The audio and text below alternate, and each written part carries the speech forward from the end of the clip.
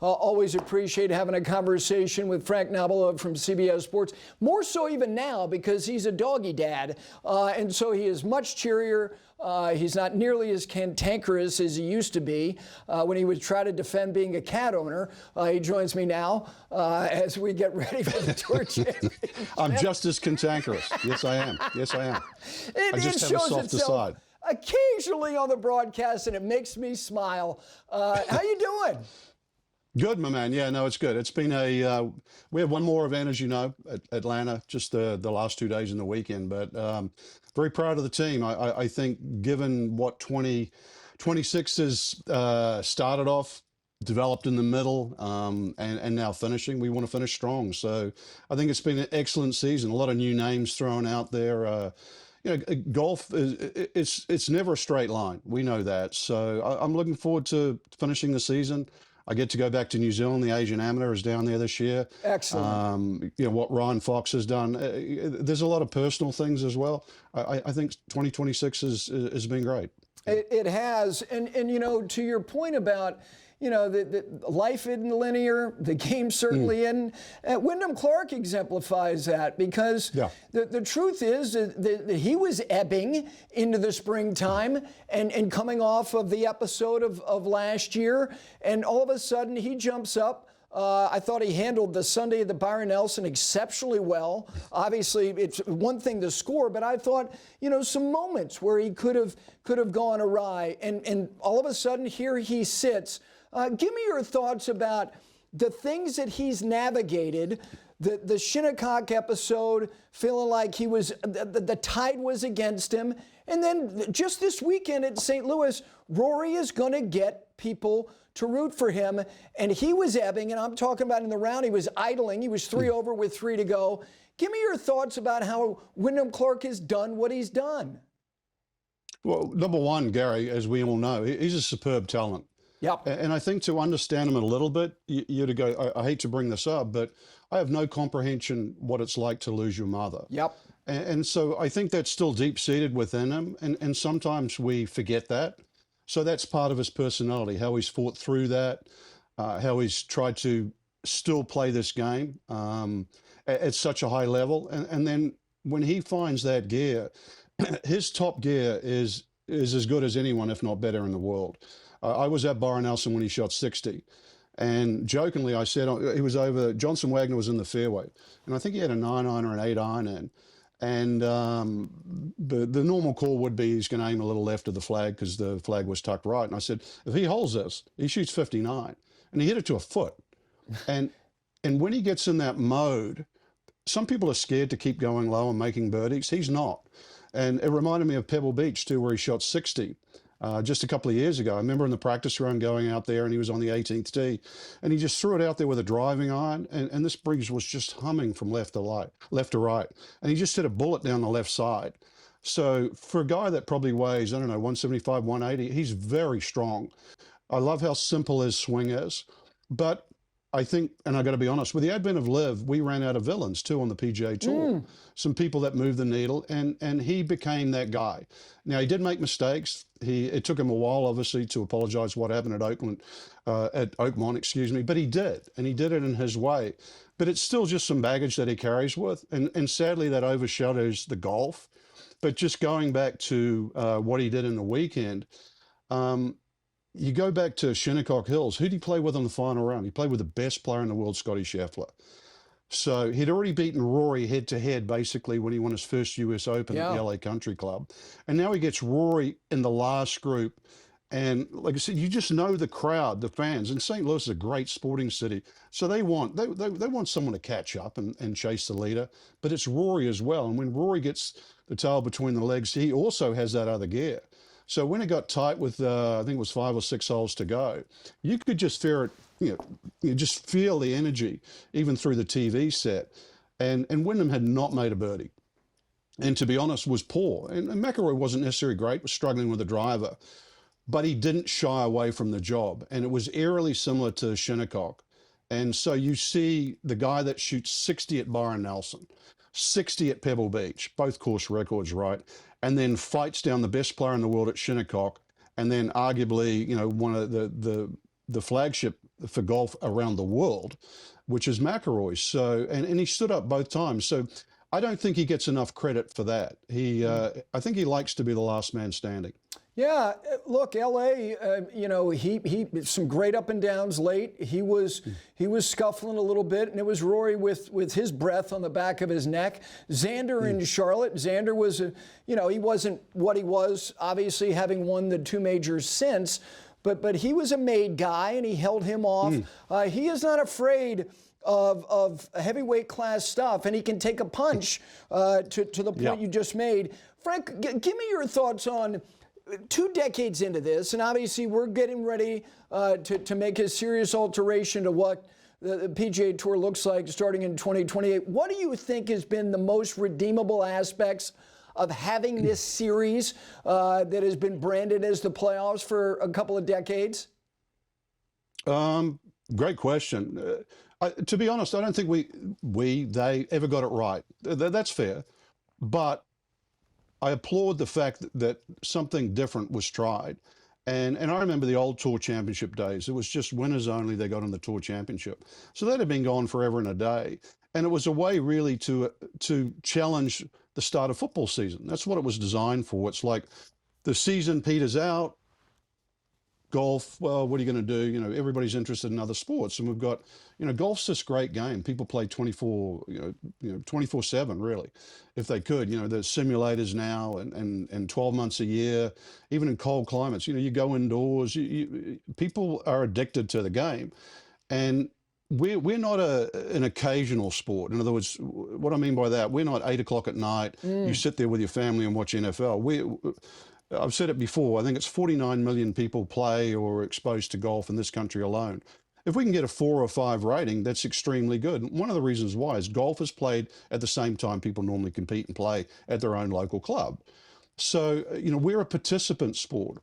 So I applaud what they tried for 20 years. Did they ever get it right? 100% no, but we've had holeouts at East Lake and some crazy things. I just wish that moved around. I really do think if, Coca-Cola sells Coca-Cola everywhere in the world, right? And I think when we got stuck into this, I applaud BMW. They were the only ones that really moved around.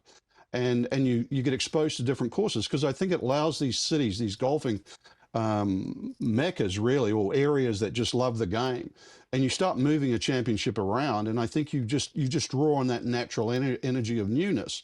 Sadly, we sort of went through the same recipe for sort of year after year without changing. So I know it's going to be blown up. I know it's going to be different. And sometimes people don't like change, myself included.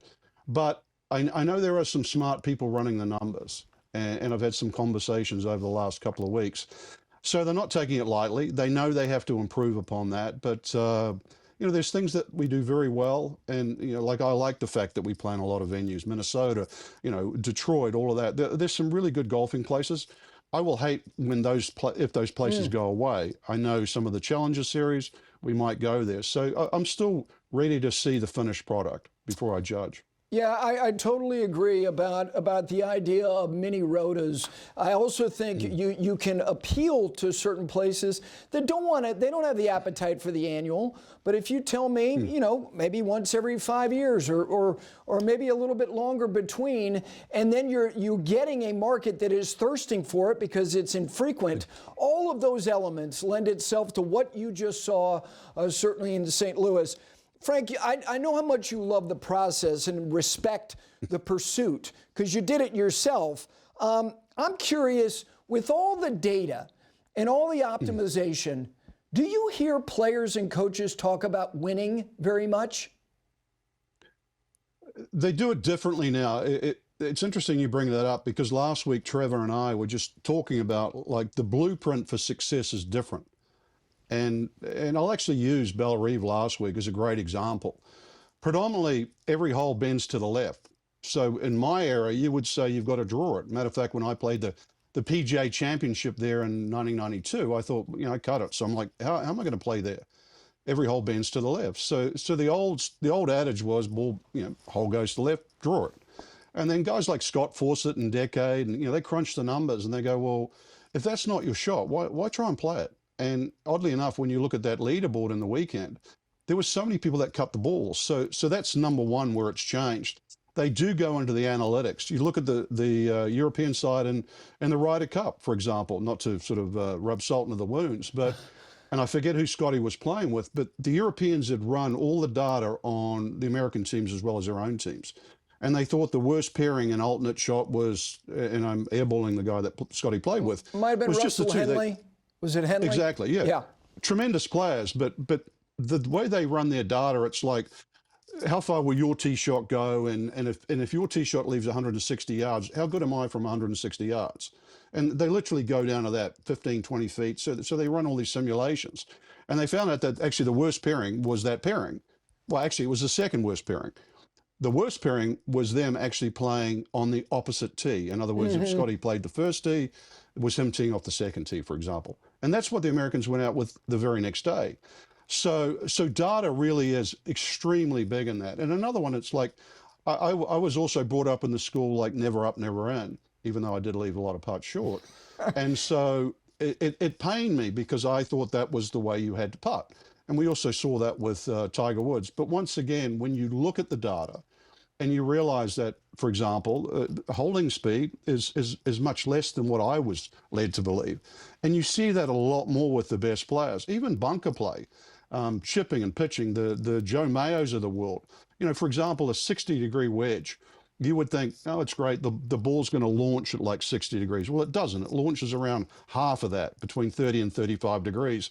They understand that there's friction in there and a lower launch. So that's why they have this wonderful pitch shot that skips and bites. They understand exactly what the club and the technology does. So yeah, they still want to win. It's just that they do it extremely differently to what we did. We thought feel was correct.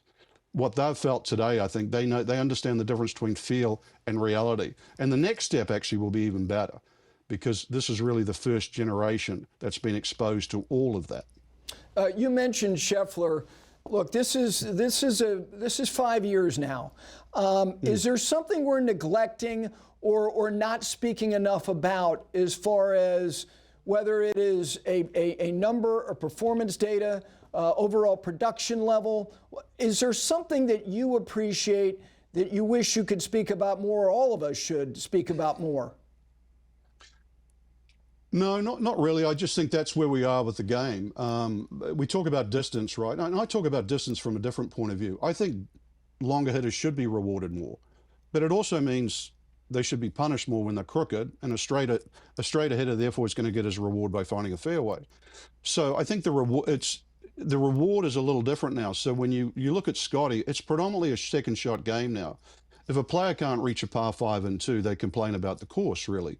You know, we had 620-yard par 5s. I think Rory hit 4-iron into 17. It's 620 yards. So really, it's become all about the second shot. And Scottie's the best in the business. The number of shots or approach shots that are now hit within 150 yards, so go back to data, and that's why your best player in the world is good in those metrics. They hit enough fairways, they're long enough. Par 5s are really still two-shotters. The majority of par 4s, all your second shots are in that sort of 120 to 140-yard category, and he regularly knocks it into 15, 20 feet.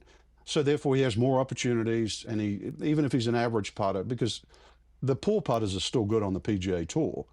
So that's what we get. Normally with a technological shift, you change the type of world number one. You saw that with Jack Nicklaus, Wooden Woods. He was the straightest, longest driver.